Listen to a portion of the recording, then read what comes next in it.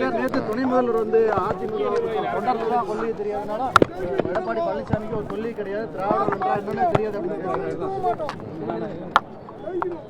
கொள்கை தெரியாமல் தான் 4 ஆண்டு காலம் இந்தியாவிலேயே, அதுவும் கொரோனா காலத்தில் தமிழகம்தான் சிறந்து விளங்கியது. சிறப்பாக அந்த கொரோனாவை கையாண்டார்கள் என்று அண்ணன் எடப்பாடியார் அவர்களுக்கு பாரத பிரதமர் அவர்களே பாராட்டு தெரிவித்திருக்கின்றார்கள். ஆகையால் இவர்கள் சொல்வதை பற்றி எங்களுக்கு கவலை இல்லை. ராசிபுரத்தில் திருவள்ளூர் கலைக்கல்லூரியில் டைட்டில் பார்க் ஆரம்பிப்பதற்காக முதலமைச்சர் 110 விதியின் கீழ் அறிவிக்கப்பட்டு இப்பொழுது அடிக்கல் நாட்டப்பட்டு இருக்கின்றது. அடிக்கல் நாட்டப்படுவதற்கு முன்பாகவே டைட்டில் பார்க் ராசிபுரம் வேண்டும், அதில் எங்களுக்கு எந்த மாற்று கருத்தும் கிடையாது. ஆனால் கல்லூரி வளாகத்தில் வேண்டாம், வேறு இடத்தில் வைங்கள் என்று நாங்கள் கோரிக்கை வைத்தோம். ஆனால் அந்த கோரிக்கை மறுக்கப்பட்டு இன்றைய தினம் அடிக்கல் நாட்டப்பட்டு இருக்கின்றது.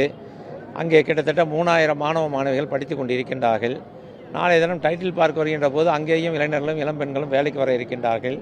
அங்கே பாதுகாப்பு இல்லாமல் போய்விடும். அதற்காக வேறு இடம் தேர்வு செய்து டைட்டில் பார்க் தனியாக அமைக்க வேண்டும். கல்லூரி வளாகத்துக்குள்ளேயே அது இருக்கின்ற போது பல பேர் வருவார்கள் செல்வார்கள், அதனால் யார் வருகிறார்கள் என்று தெரியாமல் போய்விடும். அந்த மாணவிகளுக்கு பாதுகாப்பு இல்லாமல் போய்விடும் என்ற காரணத்தினால்தான் இந்த கோரிக்கையை வைத்து அண்ணன் கழக பொதுச்செயலாளர் அண்ணனுடைய அனுமதியை பெற்று இன்றைய தினம் ஆர்ப்பாட்டம் நடைபெற்றிருக்கின்றது. இந்த ஆர்ப்பாட்டம் நடைபெறுவதற்கு முன்பாகவே, இப்போ இந்த கல்லூரிக்கு முன்பாகவே ஒரு மணமகிழ் மன்றம் என்ற பெயரில் FL2 ஒரு லைசன்ஸ் கொடுத்து ஒரு பிராந்தி கடையை இப்பொழுது திறந்திருக்கின்றார்கள்.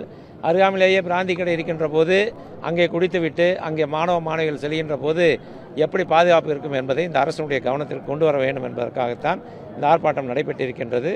இல்லை என்றால் அண்ணன் எடப்பாடியார் முதலமைச்சரானதுக்கு பின்னால் முதல்ல அந்த பிராந்தி கடை எடுத்து அதற்கு பின்னால் பாதுகாப்பாக டைட்டில் பார்க் அவர்கள் அங்கே வைப்பதை மாற்றி வைப்போம். அவர்கள் கட்டி முடித்து விட்டால் அதுக்கு பாதுகாப்பு என்ன செய்ய வேண்டுமோ அதை நிச்சயமாக செய்வோம்.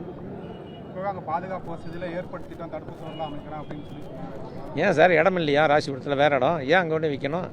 கல்லூரி நாளைக்கு எக்ஸ்பேன்ஷன் போகணுன்னா என்ன பண்ணுறது? கட்டடம் கட்டணும். நாளைக்கு அங்கே 3000 பேர் படிக்கின்றார்கள். இந்த பகுதியில் இருக்கிற அத்தனை பேருமே அந்த ஒரே கல்லூரிக்கு தான், அரசு கல்லூரிக்கு வந்து கொண்டிருக்கின்றார்கள். தேவையான கட்டடங்கள் அண்ணன் எடப்பாடியார் இருக்கின்ற போது 4 கோடி ரூபாய் கொடுத்து புதிய கட்டடங்கள் கட்ட கொடுத்து இன்று அதிகமான மாணவர்கள் படிக்கின்றார் என்றால் அதுக்கு அண்ணன் தான் காரணம்.